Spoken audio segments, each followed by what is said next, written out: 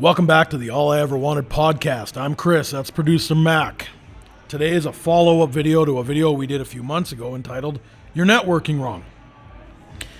Producer Mac's probably going to put a link up somewhere around here, maybe here, and you can watch that video. I think it's a little over 7 minutes. It'll explain why you're not really getting anywhere, but if you want a quick summary on it, who do you meet at most of your networking meetings and pass out your little business cards? You meet five-figure people.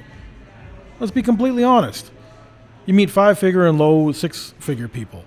And low six-figure people are just five-figure mindsets who have a higher salary. So if you're going there to learn about wealth creation, don't you need to learn from people with wealth?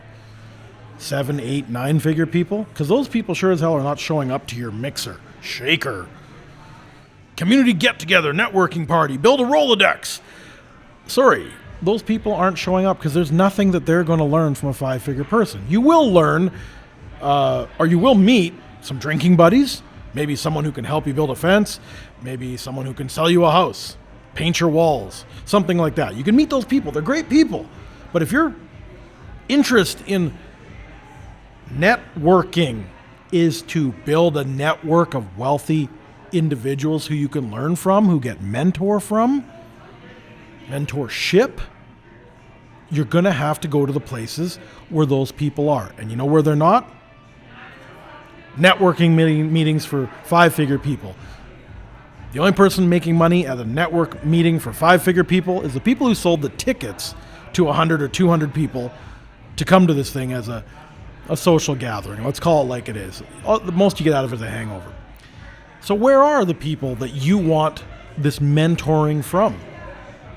Because they're not at the club, they're not at these networking meetings, they're probably not sitting beside you at a McDonald's. I got no problem with McDonald's, just saying, they're probably not sitting next to you there.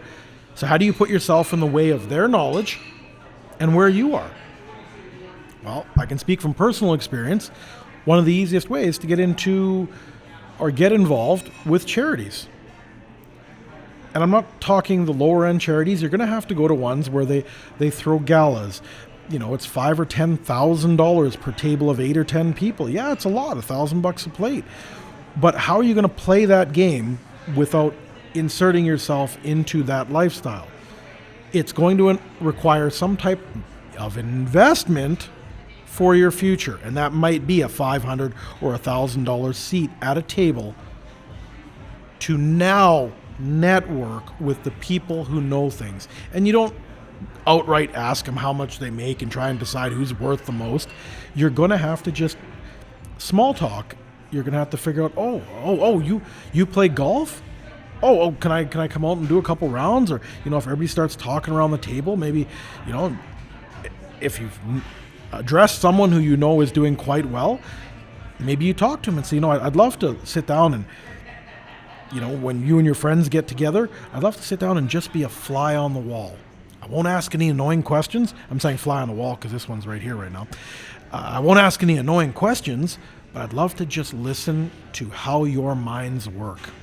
You may get rejected a few times, but who doesn't get rejected in this world? Big deal. The average wealthy person's been bankrupt 7 times. They don't get deterred by rejection or lack of progress. They just start again with new ammunition. I'm going to approach it a different way. You never know. What you're going to get sitting down with those people for a few hours is more than you will get sitting down with five-figure mindsets every week. And think like that. Where are they? They're not at the club. They're not at the library. The average CEO works 14.8 hours a day, 7 days a week. You're going to have to find a way to introduce yourself to these type of people. You can talk to your friends that you perceive as being more well off. You can talk to them about you'll find out that people who are truly successful don't mind talking about finances and investing. That's the easiest way to find out who to talk to. Because people who don't actually have what they try and present that they have don't want to talk about it because they don't know anything about it. But the more conversations you have and the more frequently you express your desire to learn, you're going to find the people, you're going to weed out the people, we don't talk about that. That's embarrassing. That's, it's just a taboo topic. separate yourself from them. Find the people that do like talking about it, because the people over here are talking about it all the time. If you take in just 5% of what wealthy people talk about, you're going to be much better off than just going and drinking and gossiping and talking about crap. I know I didn't get into super specific, how do you meet them? But please ask in the comments if you have any questions. We can address specific questions, because there's 100 different ways to meet successful people. And it really comes down to how many times are you willing to put yourself out there to learn. If a first rejection is enough for you, don't even attempt. But if you're going to constantly look for the next best opportunity to learn, you are going to get further ahead. Like for us, we have weekly cigar meets, and people are allowed to, if they got a friend who's interested, they're allowed to come sit down. Hey, come meet the group, talk, chat. Hey, what do you do? What ideas do you have? Are you 9-to-5er right now, but you want to get into entrepreneurism? Okay, let's talk about that. Are you investing? Well, let's hear what you've been investing in. This is normal in high 6-figure, 7-figure, 8-figure mindset. We're always interested in that because it's exciting. We don't really care what celebrities are doing. So I'm going to leave that there. If you have questions, toss it in the comments. Either producer Mac or myself will answer them within a few hours for sure. Sometimes we get a little busy, but we will answer them.